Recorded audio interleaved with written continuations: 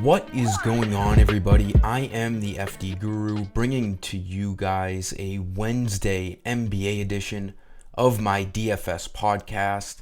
We have 6 games on the main slate tonight. A decent handful of guys with questionable tags on this slate, which, no one likes to see, but we'll see how things pan out later. I do these videos in the early afternoon, so things are always subject to change, but these plays still look good one way or the other. The main slate left out the 2 later games, the Thunder and Spurs, Hawks and Warriors. Those both look like pretty good games. I'm probably going to play the after-hours slate. Ended up playing Markkanen on my free after-hours slate last night instead of Kawhi Leonard. I had Kawhi initially, but just wanted to get different on a 2-game slate. Ended up being a 30-point difference as Markkanen sucked and Kawhi went off. So that was a tough little break there. The main slate, the hybrid team cashed in. A lot of great production. It was a high-scoring slate. Herb Jones on the Pelicans has been so bad, but I feel like whenever he's chalk, I never take it because I just know he's not good when the Pelicans are fully healthy. He ended up dropping 44 fantasy points, which is just absurd because he hadn't topped 20 like in the past 4 games, so that was unfortunate. We did get lucky with Jericho Sims starting. I never felt good about playing him, but he was minimum price. Had a huge first quarter, didn't do anything after that. He scored like 22 fantasy in the first quarter. Had 4 blocks there, so that was, very lucky. So I'm complaining about Herb Jones, but on the other side, we got lucky with Sims. So everyone else did well.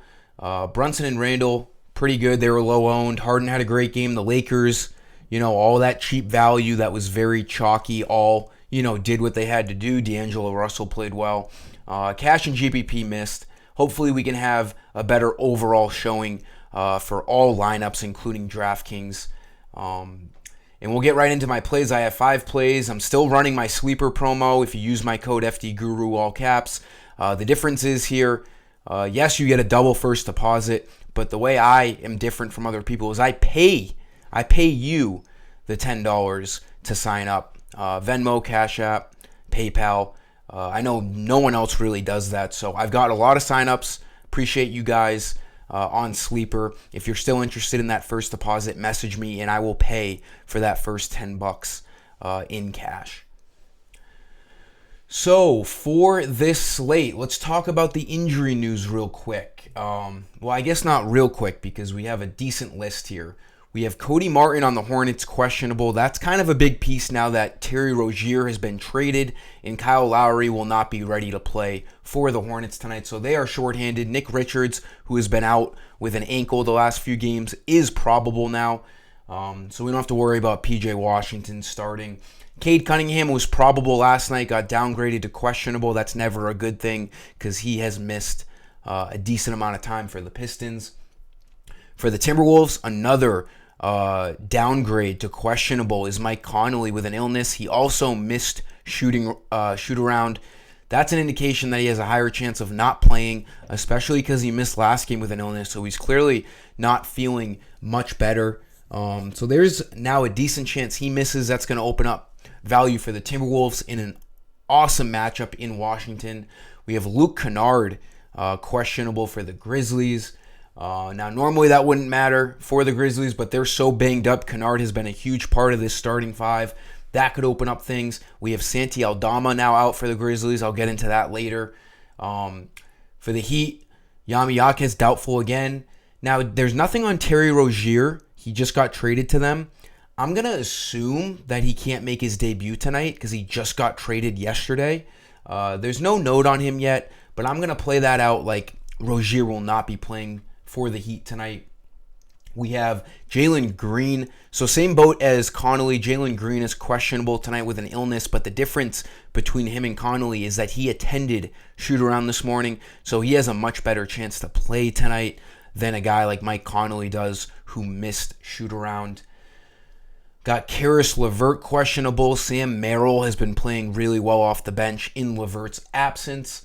And then to cap it all off, we have Luka and Kyrie questionable for the Mavs at 8:30 Eastern, so we won't know that news before lock, most likely.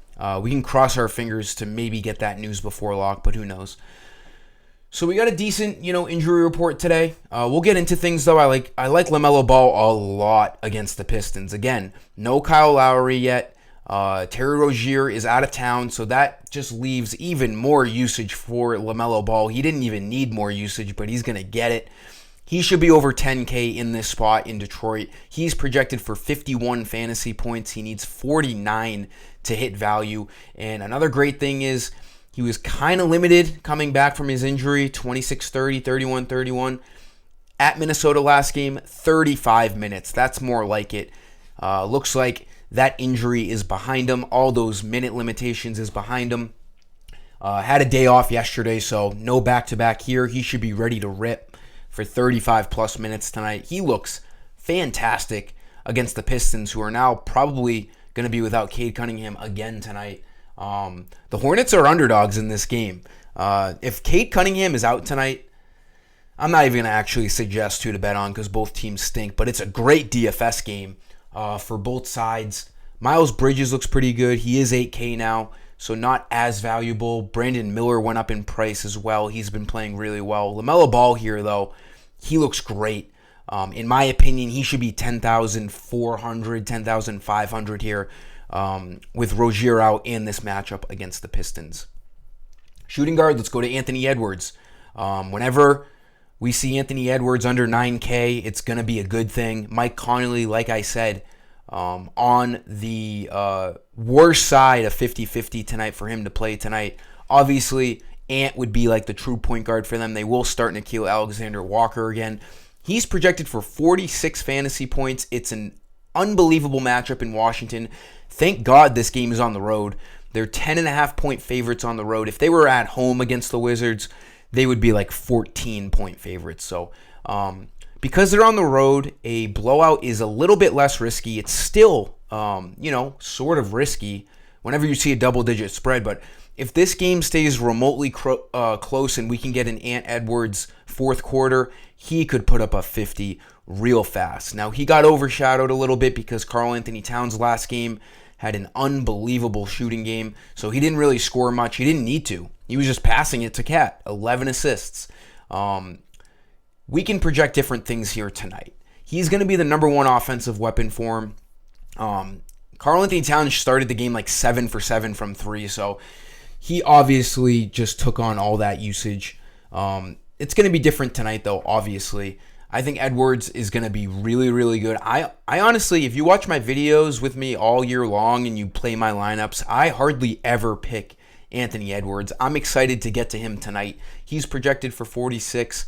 He only needs 44 to hit value tonight, and he obviously has that, huge 50-plus ceiling. And again, the matchup couldn't be any better against the Washington Wizards.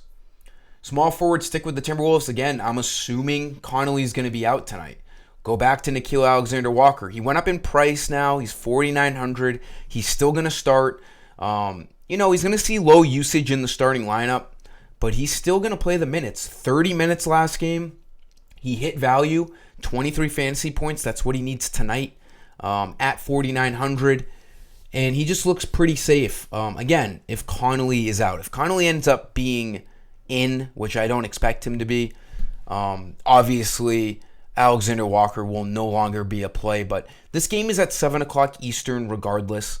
So we will get that news before lock. But if Connolly is out, I'm going back to Alexander Walker. We don't have a lot of cheap value as of right now. I like that he's still sub 5K. He looks decent at that price. Power forward, let's go to Caleb Martin. Like I was saying earlier, I'm assuming Terry Rozier will not be able to make the debut tonight, considering he just got traded yesterday. That would be unbelievable to, turn that around in 24 hours. And, it just doesn't happen. When you see guys get traded, they usually miss their first game, especially when it's the next day. So Caleb Martin looks like he's going to slide into this starting lineup. He can play shooting guard. I know he's a power forward on FanDuel, but he's played shooting guard before. Probably Tyler Hero at the 1, Caleb Martin at the 2, Butler at the 3, Jovic at the 4, and Bam at the 5. Now, the only guy who could start over Caleb Martin is Duncan Robinson. There is a chance that happens, but Caleb Martin, regardless, is going to see a lot of minutes off the bench if he does not start. He played 31 minutes last game, 26, 25, 33. And that was with Kyle Lowry playing. Lowry played 25 minutes a game for the Heat. That's a lot of extra minutes to go around. We could project Martin, if he comes off the bench, definitely 30 minutes. If he starts, he could play 35 minutes tonight. 5,200, he needs 26 fantasy points to hit value. Hasn't really gotten there as of late, but he will have a little bit of extra usage on the court with a guy like Kyle Lowry not playing. He's not like a must-play right now, but he's a guy catching my eye at 5,200. We do know he's capable of big games. We have seen him priced at 7,000 before. So Caleb Martin looks pretty decent right now.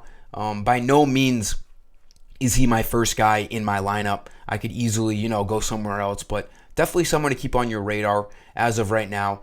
And again, his twin brother, Cody Martin on the Hornets, if he is in, he could be worth a look too, because Rozier is not playing, obviously, for the Hornets anymore. So he would probably draw the start at shooting guard alongside LaMelo Ball tonight if he plays. He is questionable, but you could end up rostering both Martin brothers tonight at pretty good spots and salaries. And then for center, I like Xavier Tillman a lot tonight. I think he's going to start. He came off the bench last game because they decided to start Santi Aldama. Santi Aldama is out tonight, so Xavier Tillman looks like the guy to step up in this starting role. He's been starting the past, handful of games before last game. As you can see here, from January 9th to January 18th, 5 straight games he started, and when he starts, he puts up the fantasy points. The Grizzlies are really shorthanded. He's just the next guy on this depth chart. So we don't have to worry about a weird start for Santi Aldama tonight over Tillman, because Aldama, like I just said, is out. He's projected for 30 fantasy points. If you go over to Prize Picks, I like using Prize Picks fantasy score to have an idea of what, books are thinking for fantasy. He's projected for 29.5 fantasy. He needs 29 to hit value. He has a huge ceiling tonight if he does start, as we've seen him drop 40 burgers over the past couple of games when he did start, about a week and a half ago. So Tillman looks really good, assuming that he's going to start tonight back in his normal role with no Santi Aldama. That'll do it for this video, guys. Value's tough tonight, but things will probably open up as we get closer to lock. There's a lot of, gray areas on the injury reports. But let's have a big night all around. Like this video and subscribe. Thanks for stopping by. Until next time, I am the FD Guru. Peace.